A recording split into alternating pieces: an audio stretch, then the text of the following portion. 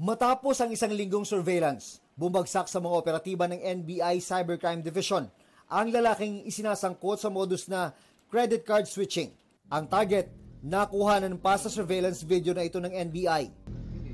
Yun, inabot na. Siya ang lalaking nakasando at short sa video. Lingid sa kanyang kaalaman, ang rider palang kausap niya. Kasangga na ng NBI para siya'y madakip. February 15 nang ikasaang entrapment operation sa Parañaque City. Nakuha sa suspect ang mga credit card at mga peking ID.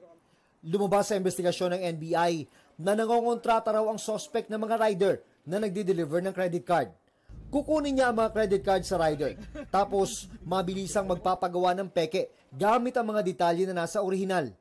Ang mga peking credit card ang ipapadeliver sa rider, tapos itatabi ang totoo. Kapag na-activate na ang credit card, gagamitin na ito ng suspect para makabili ng mga gadget na kanya ring ibebenta. Bale, yung sindikato, kakausapin po nila yung courier, tatanungin kung meron ba kayong for delivery na credit card. Kung meron, bigay mo muna sa akin. Papalitan po nila to ng peke na nakakopya na yung detalye ng credit card doon. Yun po yung papadala. Umamin ng suspect sa krimen. 2018 pa raw niya ito ginagawa. Depende po kung magkano po yung makikitain nila doon. Lumalabas pa sa investigasyon ng NBI na kasama dati sa malaking grupo ang suspect, pero nagkawatak-watak sila at nagkanya-kanya. Inaalam pa ngayon ng NBI kung kanino nagpapagawa ng mga peking credit card ang suspect. Naharap siya sa reklamong paglabag sa Access Devices Regulation Act of 1998. Mga bayarin mo sa bahay. Pinayuhan ng NBI ang mga applicant na personal na lang kunin ang kanilang credit card imbis na ipa-deliver. Bilang mga cardholders, gupitin po natin yung credit card na tatapon natin dun sa EMV. So pag dinupit nyo lang po kasi sa gitna yan, magagamit pa yan. Para sa GMA Integrated News, June Veneracion ang inyong saksi. Sa kuha ng CCTV, makikita ang lalaking yan na nagmamasid-masid sa tabi ng target niyang kotse. At nang makakuha na ng tiyempo sa pagitan ng mga pintuan sa passenger side ng kotse, makalipas lang ang ilang segundo, nagmadali na siyang umalis. Bit-bit ang kulay itim na tila kahon na nakuha sa loob ng kotse. Kinaumagahan, ganito na ang itsura ng kotse ng biktimang si Aaron Enecuela. Nakaparada ang kotse sa parking lot malapit sa kanyang bahay.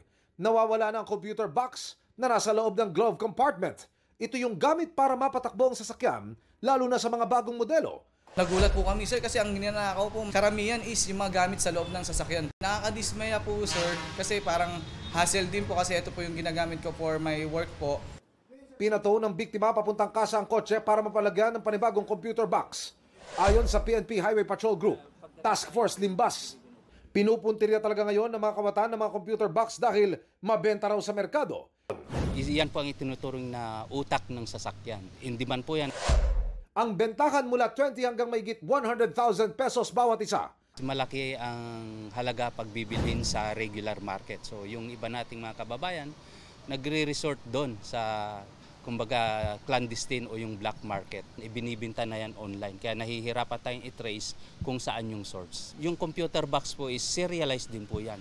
Ganun pa man, marami po tayong mga kababayan na electronically, mechanically, magagaling. So namamanipulate nila yung mga ganyang mga parts ng sasakyan. Sa ngayon, subject na ng investigasyon ng Task Force Limbas ang nahulikam na suspect. Yung mga sasakyan po ninyo, i-secure ninyo, i-park sa well-lighted places. Lumapit po kayo sa authorized dealer. Huwag po kayong bibili kung kani-kanino. Para sa GMA Integrated News, Emil Sumangil, ang inyong saksi.